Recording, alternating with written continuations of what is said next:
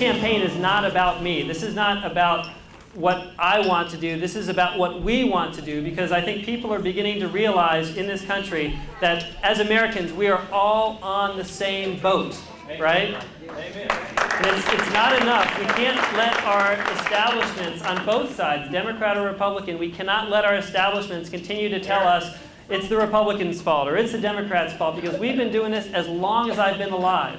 And it is so frustrating for me as a husband, as a father, as a citizen, when I look at the kind of world that we're going to leave to our children, that we let our elected representatives get away with completely ignoring the real issues that are facing this country. How long have you been a Republican?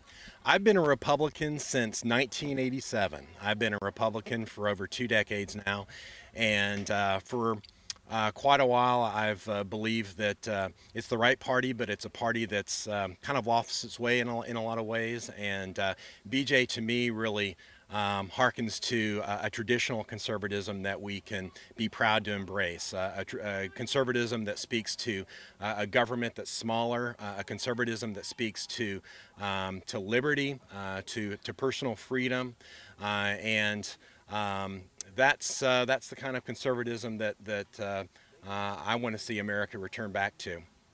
He's a man of integrity, first and foremost. What he says, you can bank on. He's a principled candidate. He's also genuine when you get to meet him, and hopefully many voters in the 4th District will have that opportunity. The genuineness really comes through. Also, he really speaks, I think, very intelligently and very incisively about the problems facing our country. He tries to extend beyond partisanship, and it really endeavors to solve our country's problems, whether it's foreign policy, whether it's the economy. He has a breadth of knowledge about the issues and really a command of the issues that's very impressive for somebody who's 34 years old. This election isn't going to win itself. But what I've discovered is that this Constitution and Declaration of Independence, it's a great way to open up a dialogue in the issues. And it doesn't matter what party somebody's in. I'll be honest, I was at the Carborough Farmers Market yesterday. For a Republican, you know, some of y'all might think, gosh, what a strange place to be. And I'll admit, it was the Obama table, it was the Orange County Democratic Party table, it was the Lawson for Congress table. We had a great time. People know that we're all in the same boat. They know that we need to start talking about the issues, and we can't just let our nation keep sliding in the direction that it's been sliding. It's up to us to do what it takes to get us moving in the right direction. I'm here because I think BJ is a great guy. I think he's hardworking, intelligent, common sense, upstanding moral character, and I think he'd be an asset to Washington. A lot of Washington has gotten very political and lobbyists, and I think, you know, as BJ has expressed, a lot less about the real people and the families that are involved and what they want versus what the politicians want. When you look at the way things are being run today, when you start to think, what does it mean to the American people when all we can think about talking about are dresses and shoes and lipstick and all this kind of crazy stuff, right? When we've been at war, for example, since my children were born. We have been dealing with a $9.6 trillion national debt.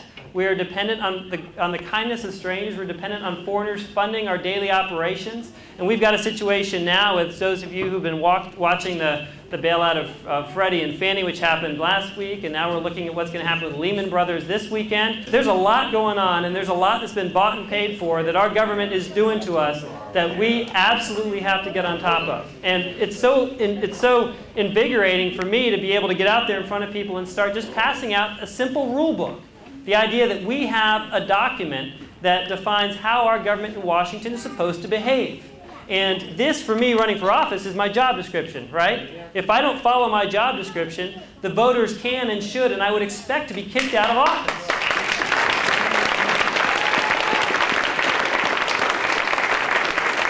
And it's time that we as Americans start to hold our elected representatives accountable, because we've got a representative in this district who's been in office for 22 years. 20 out of the past 22 years. That seems like a long time to me.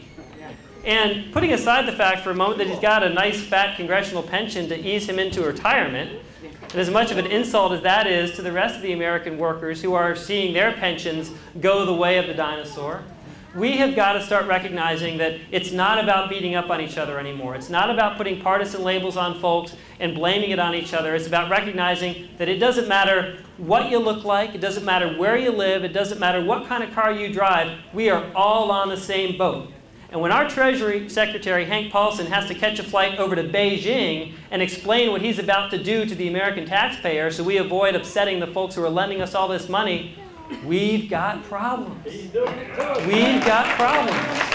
And it's only by following the rules and taking back our government and getting back to a government that's of the people, by the people, and for the people that we can provide the sustainable future that our children so desperately need, and that I want to give, and that all of us want to give to our children and grandchildren.